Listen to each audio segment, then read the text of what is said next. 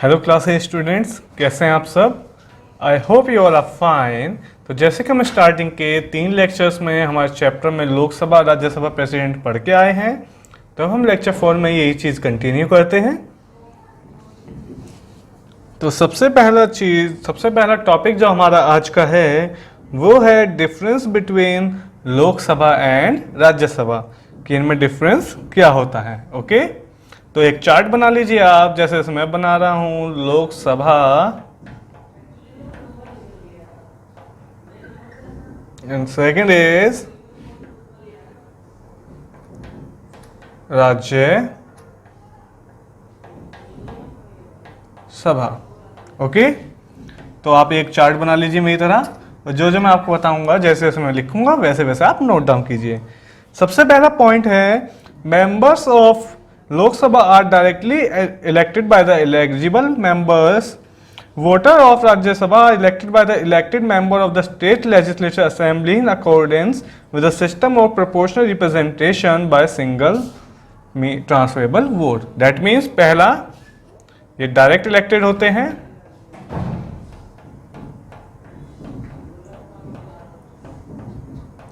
और ये हमारे इनडायरेक्ट इलेक्ट होते हैं।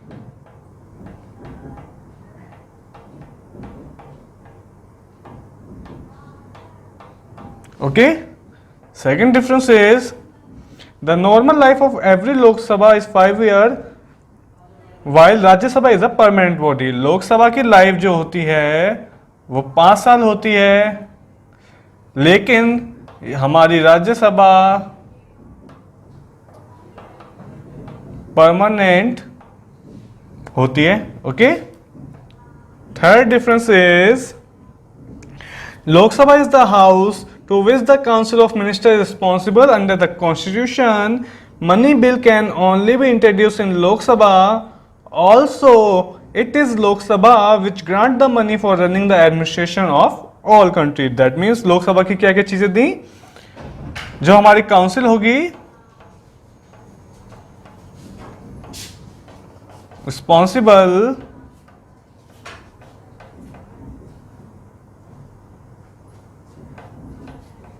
रिस्पॉन्सिबल टू लोक सभा। तो काउंसिल रिस्पॉन्सिबल होती है लोकसभा के, पर राज्यसभा में कोई भी रिस्पॉन्सिबल नहीं होता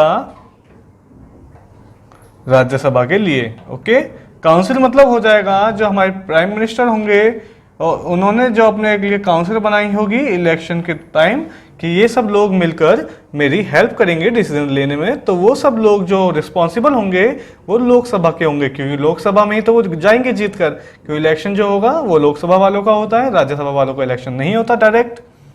फोर्थ पॉइंट इज जो मनी बिल होगा वो बस लोकसभा में ही इंट्रोड्यूस होगा, पहले राज्यसभा में इंट्रोड्यूस नहीं होगा।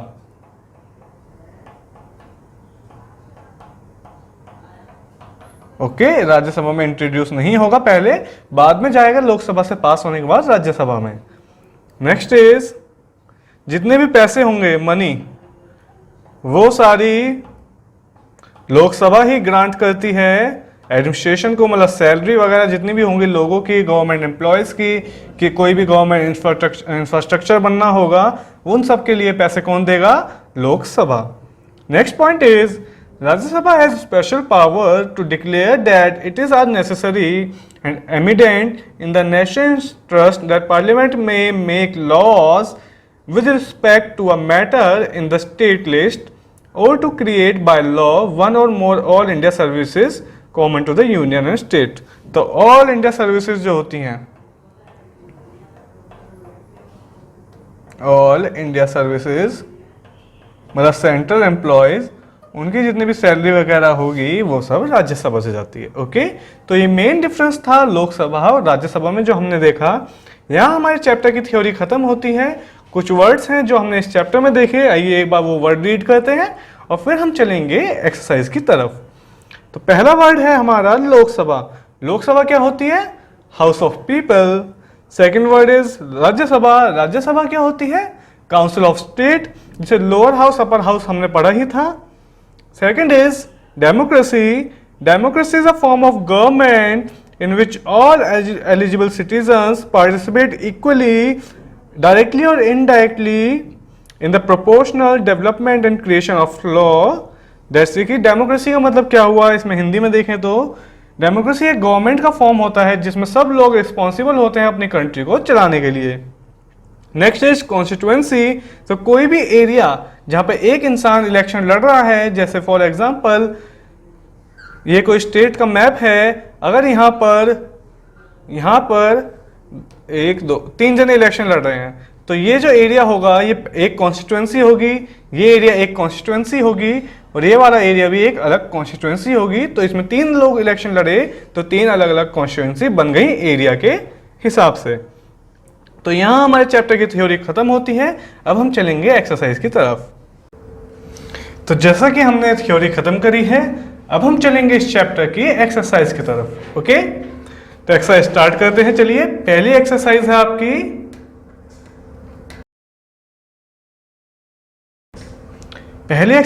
आपकी, to tick the correct answer. Okay, तो पहली स्टेटमेंट रीड करते हैं। चलिए, the constitutional head of Indian government is, कौन हेड होता है हमारे इंडियन गवर्नमेंट का? तो इसमें ऑप्शंस हैं president, prime minister, chief minister या ऑल ऑफ दीज। तो इसका आंसर मुझे दीजिए।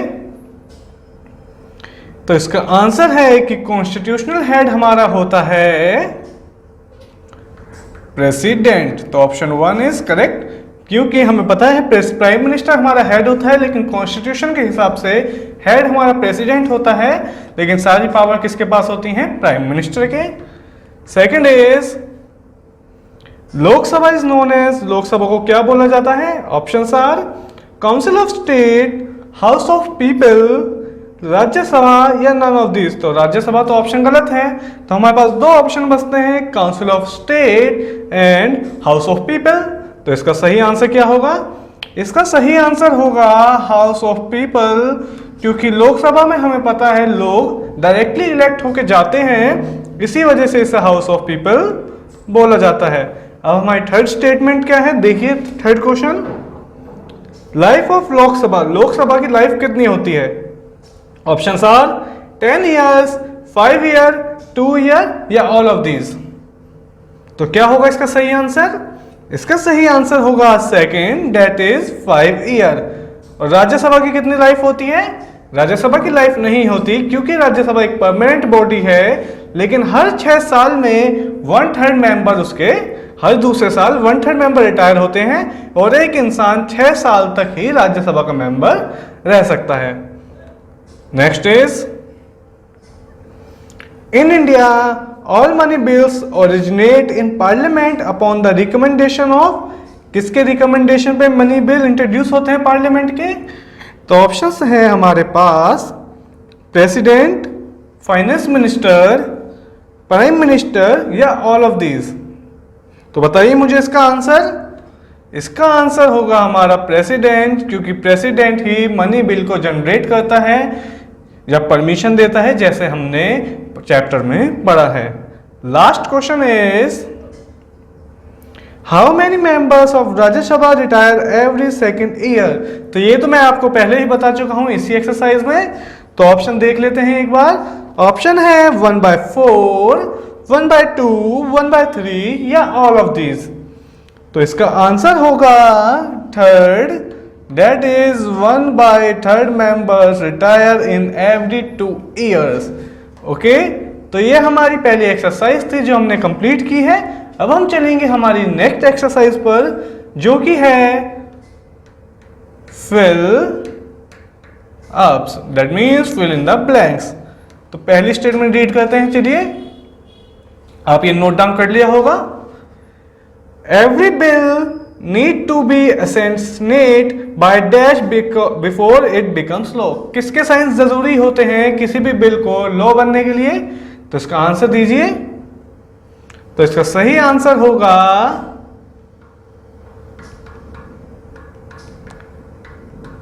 प्रेसिडेंट। तो प्रेसिडेंट के बिना, प्रेसिडेंट के साइन के बिना कोई भी बिल लॉ नहीं बन सकता। सेकंड इज, क्योंकि हमें पता है पार्लियामेंट का स्ट्रक्चर, लोक प्रेसिडेंट, लोकसभा, राज्यसभा, तो लोकसभा से पास हुआ, फिर राज्यसभा से पास हुआ, लास्ट में प्रेसिडेंट की परमिशन चाहिए क्योंकि पार्लियामेंट्री टाइप ऑफ गवर्नमेंट है। Second is, in Rajya Sabha dash number of member are nominated by the president. President कितने लोगों को नॉमिनेट करता है राज्यसभा में? तो इसका आंसर होगा 12। 12 लोग हर साल नॉमिनेट किए जाते हैं प्रेसिडेंट के द्वारा राज्यसभा के लिए। Third is, Lok Sabha elections are held after every, कितने सालों बाद लोकसभा इलेक्शन होते हैं? ये हम टिक द करेक्ट आंसर में भी देख के आए हैं, इसका आंसर दीजिए। तो इसका आंसर होगा 5, हर 5 साल बाद लोकसभा में इलेक्शंस होते हैं। Next is, dash is a permanent house. कौन सा हमारा परमानेंट हाउस है, लोकसभा या राज्यसभा? तो इसका आंसर तो आप सबको पता होगा कि राज्यसभा ही हमारी परमानेंट हाउस है। Okay, next is, dash member are to be elected from state and union territory in Rajya Sabha. State और यूटी से कितने लोग हमारे राज्यसभा में इलेक्ट होते हैं? इसका आंसर दीजिए। ये तो हमने अभी 5-10 मिनट पहले ही पढ़ी है चीज, तो इसका आंसर तो आपको पता ही होगा। इसका आंसर होगा 238। ओके, 238 लोग स्टेट और यूटी से हमेशा इलेक्ट होकर हमारे कहाँ आते हैं? राज्यसभा में। ओके, यहां हमने हमारी 2 एक्सरसाइज कंप्लीट करी हैं। अब हम चलेंगे हमारी नेक्स्ट एक्सरसाइज की तरफ, जो कि है ट्रू एंड फॉल्स। ओके, तो चलिए पहली स्टेटमेंट रीड करते हैं। पहली स्टेटमेंट क्या है? The proposal of a law is called a bill. क्या ये स्टेटमेंट सही है? किसी लॉ का प्रपोजल बिल कहलाता है? तो ये स्टेटमेंट तो ट्रू हुई, क्योंकि हमें पता है कि कोई भी लॉ बनने से पहले वो बिल होता है। Second statement is, ordinary bill has to be initiated in Rajya Sabha first. क्या ऑर्डिनरी बिल को हमेशा राज्यसभा में ही होना चाहिए? तो ये तो गलत है, क्योंकि ऑर्डिनरी बिल किसी में भी हो सकता है। सिर्फ मनी बिल के लिए कंडीशन है कि वो लोकसभा में जनरेट होगा। Third statement is, money bill can only be introduce इन लोकसभा। तो ये तो लाइन मैंने बिल्कुल अभी अभी आपको बता दी है, तो ये स्टेटमेंट हो जाती है हमारी true. Fourth is, the Rajya Sabha can have a maximum of 250 member in all. क्या ये सही है? क्या 250 लोग हो सकते हैं मेंबर्स इन ऑल राज्यसभा में? तो ये स्टेटमेंट भी बिल्कुल ट्रू है, क्योंकि हमें पता है, लेकिन करंट जो हमारी देखी जाए अभी कितनी स्ट्रेंथ है, तो 243 के आसपास है वो। Fifth statement is, the president of India can declare 2 types of emergency. तो हमने इमरजेंसी पढ़ी थी, कौन कौन सी इमरजेंसी थी हमारी? पहली नेशनल, दूसरी फाइनेंशियल और तीसरी स्टेट। तो ये तो 3 हो गई, तो ये स्टेटमेंट हो जाती है हमारी फॉल्स। अब हम आते हैं हमारे 6 पर, लास्ट ट्रू फॉल्स। इसका रीड करते हैं statement. Parliament has the right to impeach the president. Parliament president को हटा सकता है। इम्पीच करना मतलब हटाना। प्रेसिडेंट के टर्म में जब बात करेंगे इम्पीच, और जब बाकी किसी इंसान के बारे में बात करेंगे रिमूवल। इम्पीचमेंट इसलिए वर्ड यूज होता है क्योंकि इम्पीचमेंट ज्यादा डिफिकल्ट होता है रिमूवल से, क्योंकि इम्पीचमेंट का प्रोसेस दिया हुआ है हमें एक पूरा। तो ये स्टेटमेंट क्या सही है? क्या हम प्रेसिडेंट को हटा सकते हैं? तो ये बिल्कुल सही है, पार्लियामेंट प्रेसिडेंट को हटा सकता है। ओके, तो हमने 3 एक्सरसाइज करी, tick the correct answer, fill ups and true false. अब हम करेंगे हमारी नेक्स्ट एक्सरसाइज, जो कि है answer the following in brief. तो नेक्स्ट एक्सरसाइज जो हमारी है वो है आंसर इन ब्रीफ। ओके, चलिए पहला क्वेश्चन देखते हैं। Name 2 types of bill. 2 types के बिल के हमें नाम देने हैं। तो बताइए कौन कौन से बिल होते हैं हमारे 2 टाइप के। एक बिल तो अभी आपको पता ही है कौन सा होता है हमारा, मनी बिल। और दूसरा बिल हमारा कौन सा होगा? दूसरा बिल होगा हमारा ऑर्डिनरी बिल। इसके अलावा और भी बिल होते हैं, वो हम आगे देखेंगे डिटेल्स में। अभी हमें सिर्फ 2 के नाम देने थे, तो हमने 2 के नाम दिए, money bill and ordinary bill. Second question is what is the minimum age to be eligible to the president of India. India का प्रेसिडेंट बनने के लिए कम से कम एज इंसान की कितनी होनी चाहिए? तो इसका आंसर होगा 35 ईयर। कम से कम 35 साल का इंसान को एज अटेन करनी चाहिए प्रेसिडेंट का इलेक्शन लड़ने से पहले, जब भी वो एलिजिबल हो पाएगा। Third is define democracy. Democracy को डिफाइन कीजिए। तो डेमोक्रेसी हमें पता है एक तो गवर्नमेंट का तरीका होता है, एक टाइप ऑफ गवर्नमेंट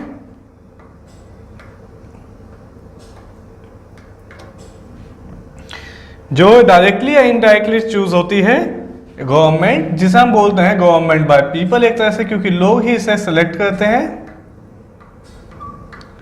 तो डेमोक्रेसी हमारी डेफिनेशन एक बार रीड कर देता हूं मैं।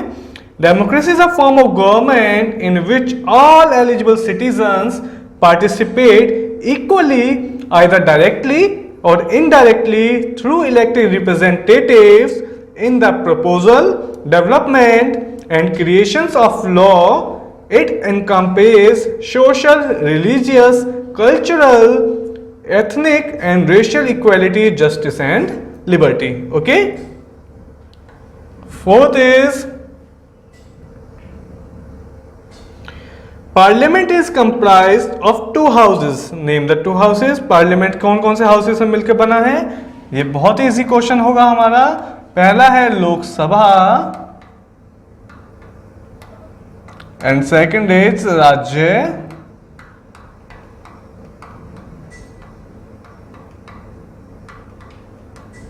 सभा। ओके, नेक्स्ट क्वेश्चन की तरफ चलते हैं हम। Define constituency. तो कॉन्स्टिट्यूएंसी हमारी क्या होती है, ये हम अभी देख के आए हैं। टेरिटोरियल एरिया जिसमें कोई एक इंसान इलेक्शन लड़ता है, वो एरिया जिसमें इलेक्शन लड़ा जा रहा है, वो हमारा कॉन्स्टिट्यूएंसी होगी एक।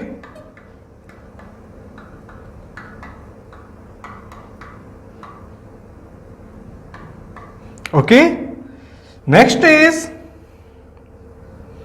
Who is the present president of India. तो इसका आप आंसर लिख लीजिए।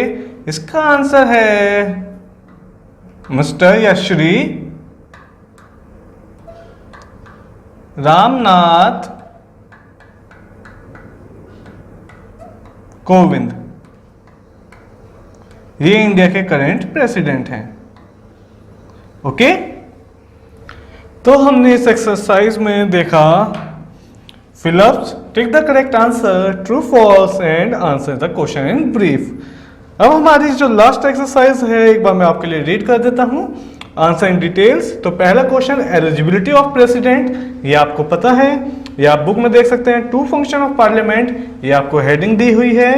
रोल ऑफ पार्लियामेंट, ये भी है। राज्यसभा और लोकसभा का डिफरेंस, ये आपको बुक में अलग अलग हेडिंग दी हुई है। तो ये 5 क्वेश्चन आपके लिए होमवर्क हैं।